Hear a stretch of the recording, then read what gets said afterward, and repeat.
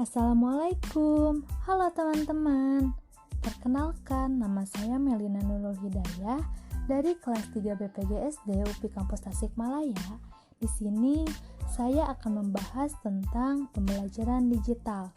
Nah, materi yang akan saya bahas dalam video kali ini meliputi yang pertama ada definisi dari pembelajaran digital, yang kedua ada alat pembelajaran digital, yang ketiga ada cara membuat video pembelajaran digital, dan yang keempat ada manfaat pembelajaran digital. Nah, sebelum membahas definisi pembelajaran digital, kita harus tahu dulu definisi dari pembelajaran. Menurut Umar Hamlik, pembelajaran adalah kombinasi yang tertata yang meliputi segala unsur manusiawi, perlengkapan, fasilitas, prosedur yang saling mempengaruhi dalam mencapai tujuan dari pembelajaran.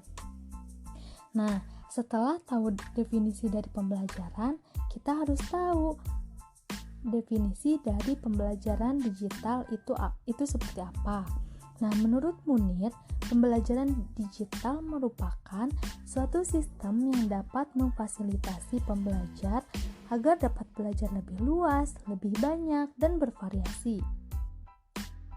Nah, teman-teman tahu gak apa saja alat pembelajaran digital? Nah, alat pembelajaran digital yang pertama ada infografis, yang kedua ada podcast, yang ketiga ada slide PowerPoint, dan yang keempat ada video animasi, dan yang kelima ada media video lainnya.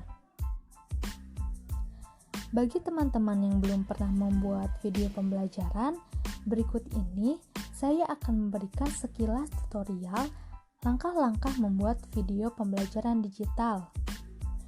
Yang pertama, tulis skenario. Sama seperti membuat film, membuat video pembelajaran juga membutuhkan skenario loh. Skenario ini berfungsi sebagai pemandu kemana arah pembicaraan teman-teman ketika direkam nanti.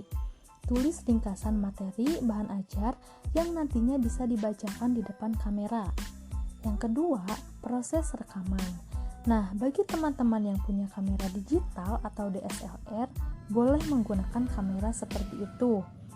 Selain itu, sediakan tripod dan lighting untuk mendukung proses rekaman agar lebih bagus dan stabil. Nah, apabila tidak punya, teman-teman bisa menggunakan kamera smartphone. Terlebih di masa kini, kamera smartphone pun sudah banyak sekali yang bagus dan jernih. Jika tidak yakin suara akan terekam dengan baik dan jelas, teman-teman bisa menyediakan alat voice recorder atau menggunakan smartphone lalu letakkan di saku baju atau yang dekat dengan mulut. Yang ketiga, cari ilustrasi. Ketika sudah merekam seluruh materi, langkah selanjutnya ialah memastikan video tersebut didukung oleh ilustrasi yang tepat. Misalnya saja ada tabel, diagram, animasi, gambar, atau data-data lainnya. Pastikan teman-teman mencantumkan sumber saat memasukkan ilustrasi ini ke dalam video ya. Yang keempat, ada proses editing. Ketika rekaman video dan ilustrasi sudah terkumpul, saatnya mengedit video pembelajaran. Nah, ada banyak software yang bisa digunakan, misalnya Movie Maker dari Windows, Adobe Premiere, Corel Video Studio, dan lain-lain. Nah, dalam proses ini, teman-teman dituntut untuk bisa berkreasi dan berpikir out of the box, agar video pembelajaran bisa tetap seru, menyenangkan, dan tidak membuat jenuh siswa. Jika video dan ilustrasi sudah tergabung, silahkan render video dalam format MP4 atau lainnya yang sesuai dengan ketentuan. Yang kelima, proses unggah atau upload. Bila videonya sudah jadi, langkah terakhir yang harus teman-teman lakukan ialah mengunggahnya ke portal belajar atau situs web seperti YouTube. Daftarkan diri terlebih dahulu di portal belajar atau situs web terkait, lalu pilih unggah video. Bila proses mengunggah sudah berhasil, maka teman-teman bisa membagikan URL video pembelajaran tersebut pada para siswa.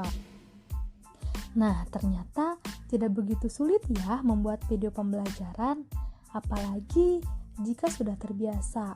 Pasti membuat video pelajaran seperti di atas adalah langkah hal mudah, bukan?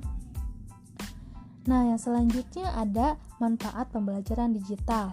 Menurut Kenji Kitao, ada 3 potensi atau fungsi pembelajaran digital yang dapat dimanfaatkan dalam kehidupan sehari-hari, yaitu yang pertama sebagai alat komunikasi.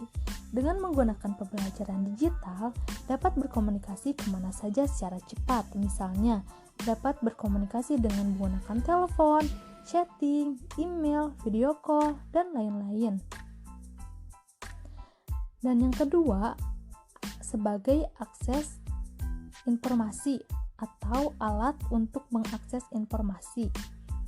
Nah, melalui pembelajaran digital dapat diakses berbagai informasi seperti perkiraan cuaca, perkembangan sosial, ekonomi, budaya, politik, ilmu pengetahuan, dan teknologi yang disajikan oleh berbagai sumber tanpa harus berlangganan.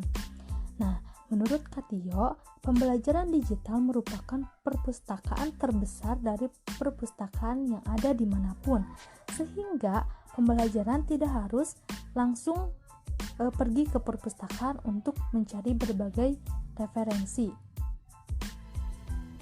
Yang ketiga, sebagai alat pendidikan atau pembelajaran. Nah, perkembangan teknologi pembelajaran digital yang sangat pesat dan merambah ke seluruh penjuru dunia telah dimanfaatkan oleh berbagai negara, institusi, dan ahli untuk berbagai kepentingan, termasuk di dalamnya untuk pendidikan dan pembelajaran. Nah, sekian materi yang dapat saya sampaikan. Mohon maaf apabila ada kesalahan.